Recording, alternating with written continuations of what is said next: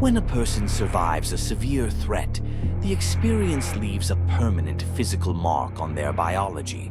The trauma alters human systems, reaching all the way down to the DNA. To test how deeply these experiences are recorded, Dr. Rachel Yehuda and a team at Mount Sinai studied the blood samples of 32 Holocaust survivors alongside the samples of their adult children. They found a distinct pattern. Extreme starvation and terror had caused chemical modifications, known as epigenetic tags, to attach to a specific region called the FKBP5 gene. This exact modification, which dictates how the body regulates cortisol and stress, appeared in both the survivors and their children. The trauma of the parents had programmed the biology of the offspring. The children inherited the physical armor required to endure the exact same threats. Mice experiment or somatic therapy ki zarurat. This biological transmission of fear has been isolated in controlled laboratory settings. Researchers Brian Diaz and Carrie Ressler conditioned a generation of mice to associate a mild foot shock with the scent of a chemical called acetophenone. Acetophenone smells like cherry blossoms.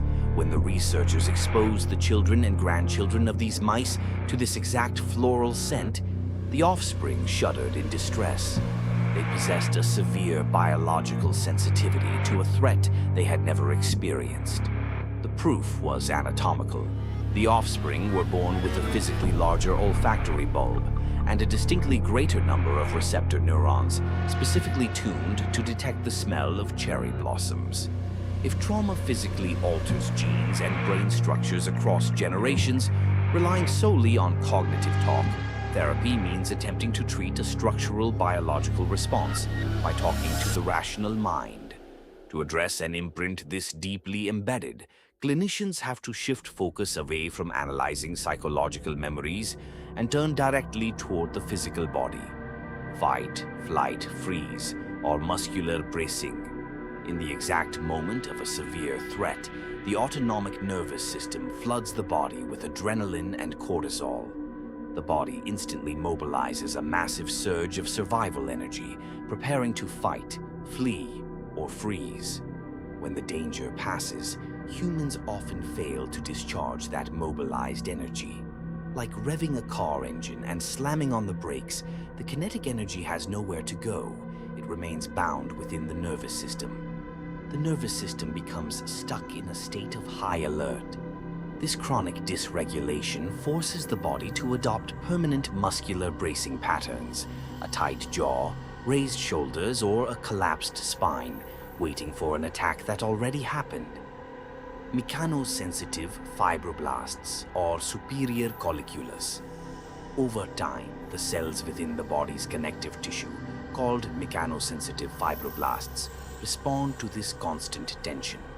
They deposit dense collagen fibers along those exact lines of muscular stress, structurally remodeling the fascia to hold the body in a permanent defensive posture.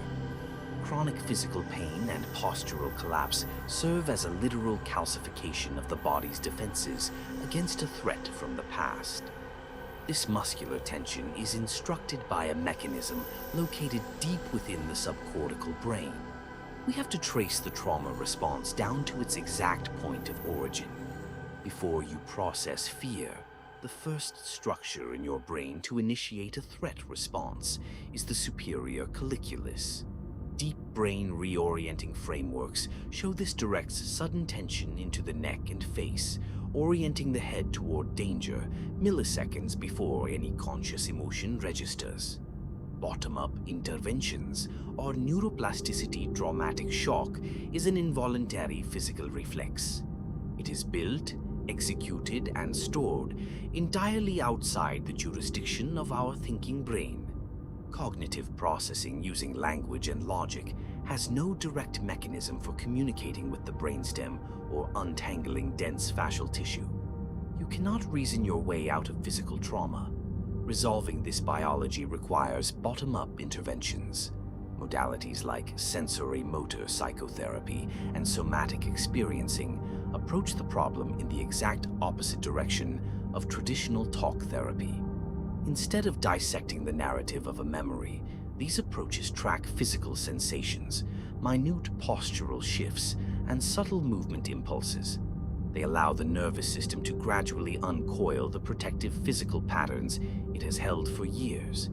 The objective is to carefully discharge that trapped survival energy in very small, manageable increments.